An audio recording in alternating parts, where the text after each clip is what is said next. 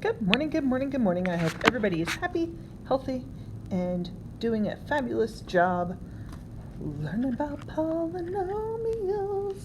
Today we are going to name and describe polynomials. I can't even go up there, sorry.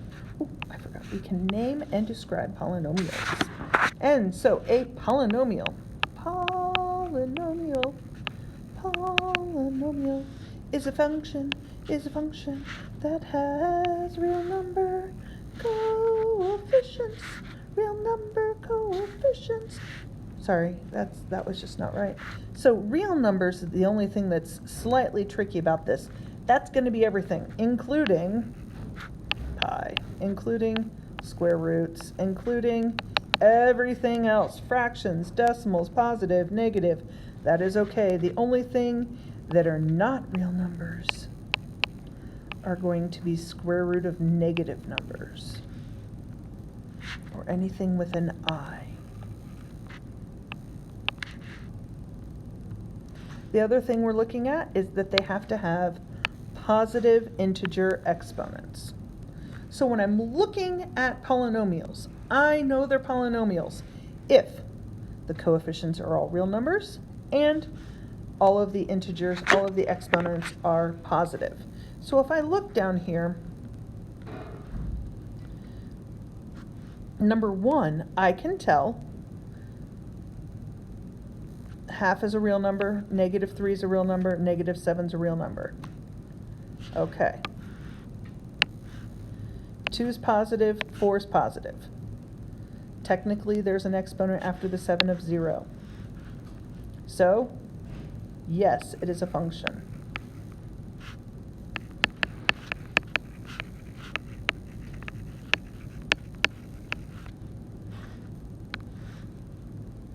So again, coefficients. There's 1 and 3. Then look at our exponents. Remember, it has to be positive integer exponents. 3, what? X. So that would be a no. Why? Because x is an exponent.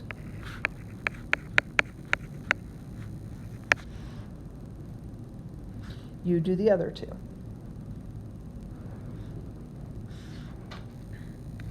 So you should be able to tell if it's a function. Okay, a polynomial function is in standard form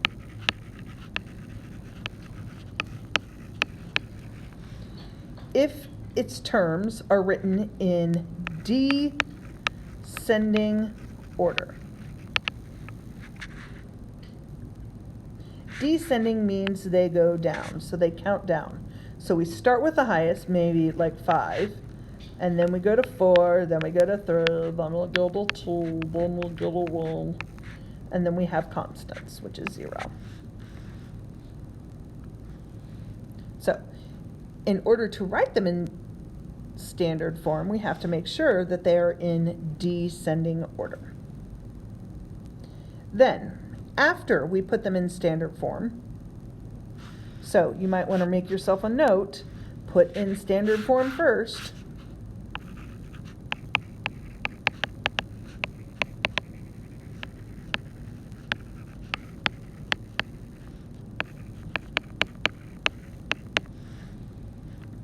We can look at a polynomial function and determine different parts of it. So there are 3 parts that we're looking at. We're looking at a leading coefficient, a constant, or the degree.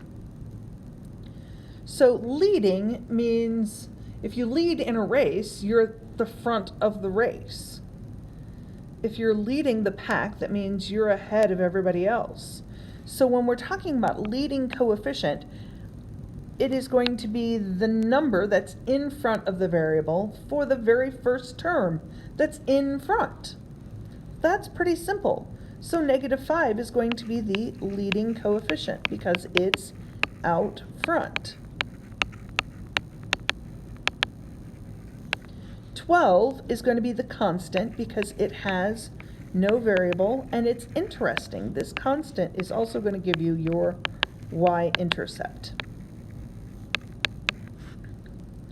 1 is actually going to be your degree. So the degree is also known as, that's what AKA stands for, also known as the highest exponent.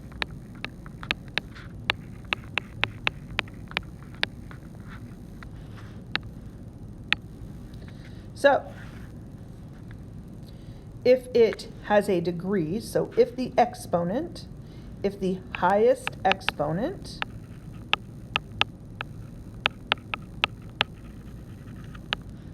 is 0, then the type of function that it is a constant function.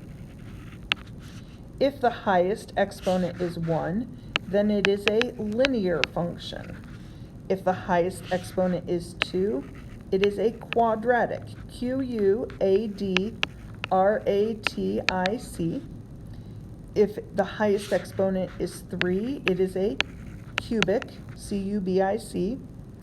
If the highest exponent is 4, it is quartic, Q-U-A-R-T-I-C. And the way I remember this one is it looks like quarter, or quart, 4 quarts in a gallon. So you take the quart or the quarter and then you drop off the ER and add the IC. It's the way I remember it. And I remember that there's 4 quarters and $1, so that's how I remember that a 4th degree is a quartic. And then the last one is quintic, Q-U-I-N-T-I-C.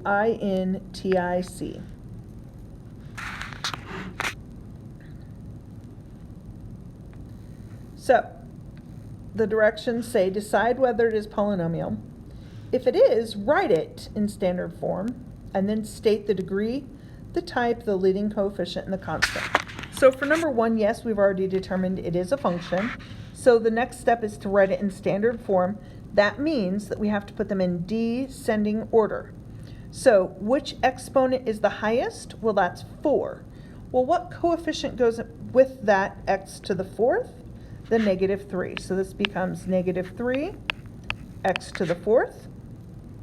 Then the next highest is going to be 1/2, and it is a positive 1/2 x squared, and then we have our 7. That means your leading coefficient, your LC, is going to be -3 because it is the first number out front. The degree is going to be 4 because it is the highest exponent in the function.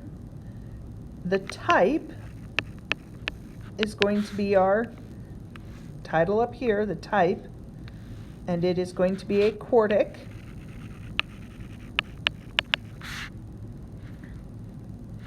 We've already determined our leading coefficient, and then constant. Constant is always going to be the one without the variable, which is -7. Okay. So, sorry. Again, we look to see, are the exponents all positive? Nope. So, no, this is not a function. Why? One exponent is negative.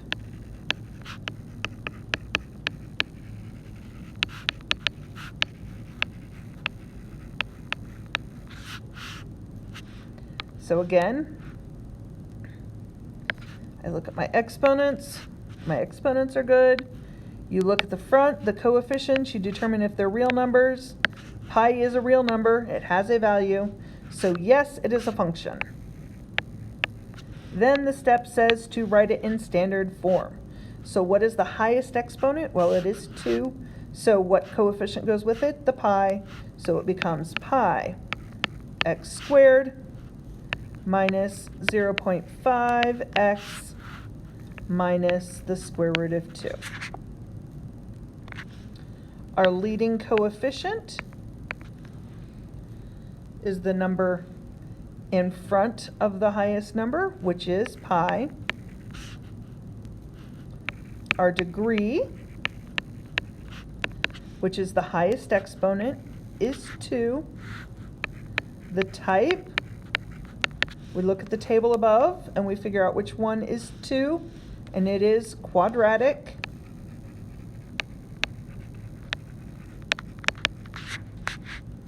And the constant is the negative square root of 2.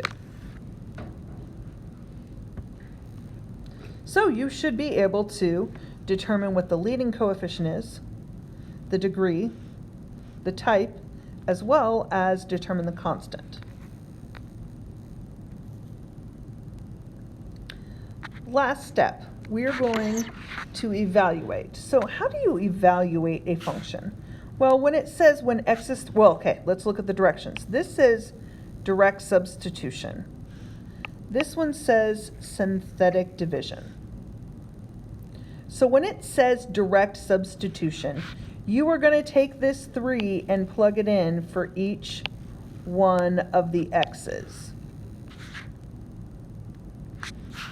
So this becomes 2 times 3 to the 4th minus 8 times 3 squared plus 5 times 3 minus 7. Now, when we do this, we have to follow PEMDAS. We have to do parentheses, which those parentheses just show I've substituted. So I've already there are no parentheses. You need to do your exponents first. So 3 to the 4th.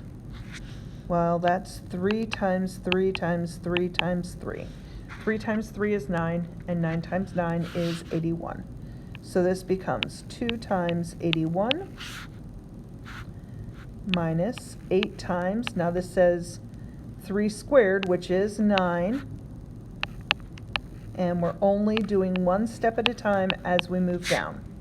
So the only thing we did was simplify our exponents and that first. Now we're going to do either a multiplication or a division. So now we're going to do our multiplication. So 2 times 81 is going to be 162. 8 times 9 is 72. 5 and 3 is 15. And minus 7. And then when we do our adding and subtracting, remember, we have to go from left to right. So 62 minus 72 is 90, plus 15 is 105, so 105 minus 7. That is going to give us 98. So that's direct substitution. So every time I needed to find the value for this function, where x is 3, I would plug it in and I would find that y is 98. Or the value of the function when 3 is substituted is 98. Now there's another way to do it. It's called synthetic division. And if you remember how to long divide, you're like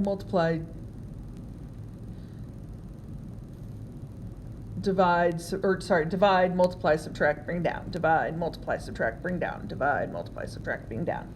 It's going to be slightly backwards. You're not going to use that, but it's the opposites. Okay, so the first thing is we take this x minus 3. That 3 is what we're going to divide. So it goes inside the box. The next step is to write down the coefficients in order. Now what I want you to notice is we have a term that's missing. I could substitute in here. Actually, let's write this down in. I've got x to the 4th, but I don't have an x to the 3rd. I'm going to put a 0 x to the 3rd minus x squared, x, and then a constant. You have to make sure that you are not missing any coefficients. So you have to start at the highest number and do not forget to add in missing terms. Okay, then Your divisor comes into the box. Now we write each of our coefficients. So it becomes 2, 0, -8, 5, and -7.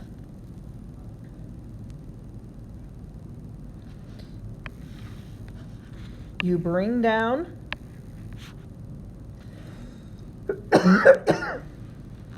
excuse me. We're going to multiply 3 times 2 and get 6. And then we add straight down. 0 plus 6 is 6. We multiply again. 3 times 6 is 18, and we add straight down. We multiply. 3 times 10 is 30. Then we add straight down. You multiply,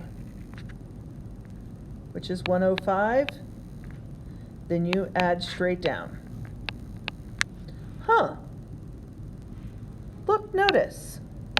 The thing you should notice is that this number and this number are the exact same number.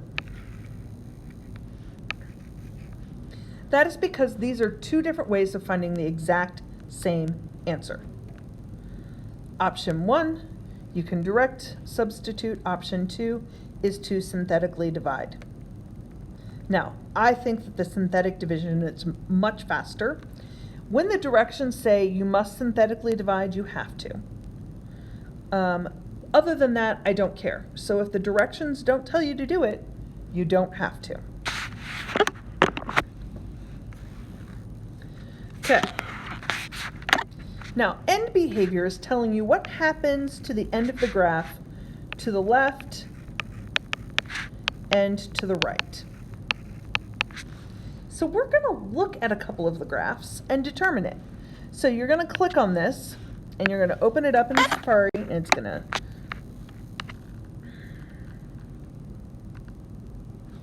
it's not restricted.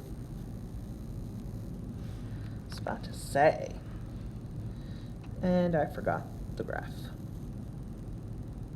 2x to the 4th minus 8x squared.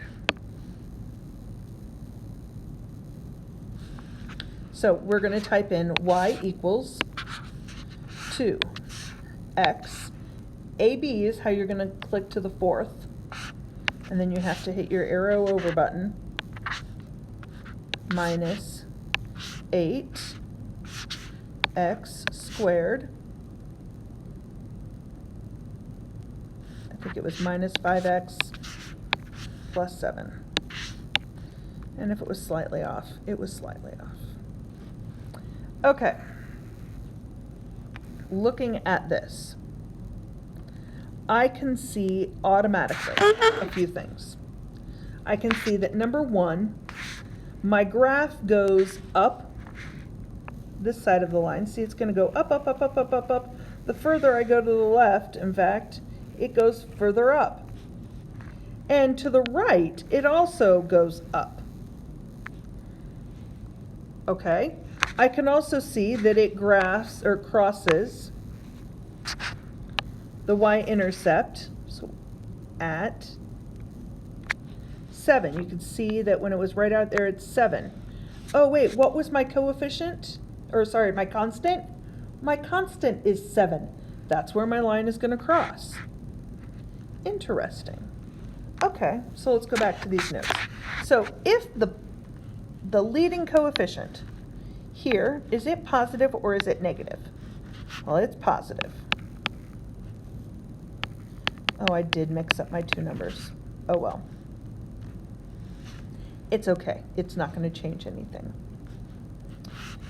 So if my leading coefficient is positive, we determined that the end behavior to the left it was going up and to the right it was going up. Okay, my question is then, what is the degree? Well, the degree is 4, which is even.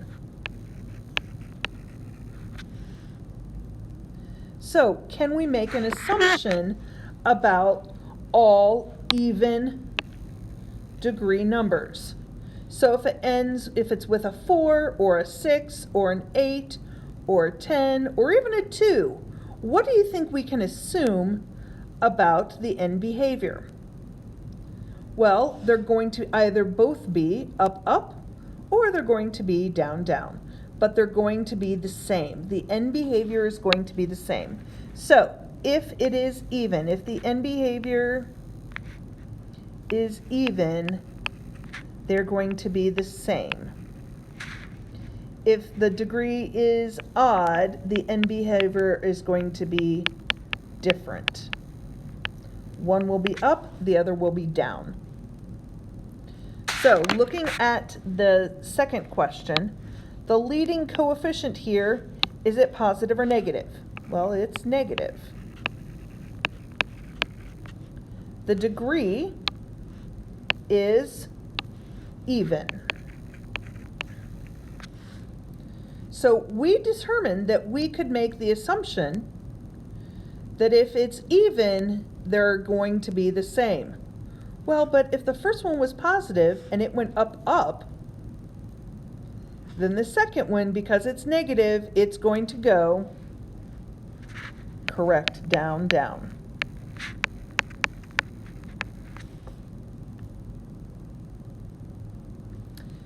Then, the way I always think about for the odd ones, a single line goes from left to right, it goes up. If it were to be a polynomial, it's going to go up as well. It's just going to be how many extra little bumps are we going to put in it. Okay, so it is always going to be a normal positive slope is going to start down on the left and up on the right. If it's a negative line, I think of it going down. That means it goes up to the left and down to the right. And the same thing is going to happen with our other odds. So if the leading coefficient is positive and the degrees are odd, we can go to Desmos and graph this one, but we're going to see that because it's positive, the end behavior to the left is going to be down and the end behavior to the right is going to be up. So remember, they're going to be different because it's odd. And because the leading coefficient here is negative, and the degree is odd, instead of being down, up, it is going to be up, down. So, looking at this graph, I know that the leading coefficient is positive. I know that the degree is 3. So it is odd. So this one is a positive, odd polynomial. That means I can follow this chart. Positive, odd means it's going to start down and go up. It's going to start down and go up. Now the only thing I would tweak about this drawing is I would like it to go through its constant. The y-intercept is -1. So if I were to tweak this line at all, it would simply be make it go through the -1.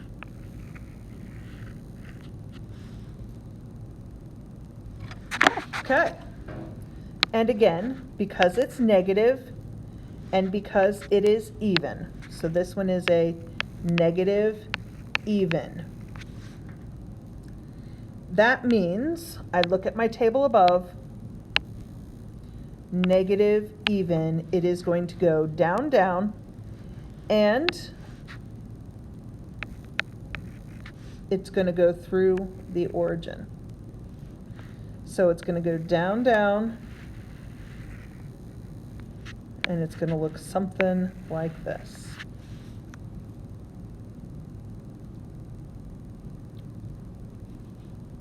Okay, so you should be able to sketch a graph. You should be able to determine what the end behaviors are going to be of said graph. You should be able to synthetically divide. You should be able to plug a number in and determine what its value is going to be. You should be able to determine what its leading coefficient, degree, type, and constant are. And you should be able to identify if they're a function.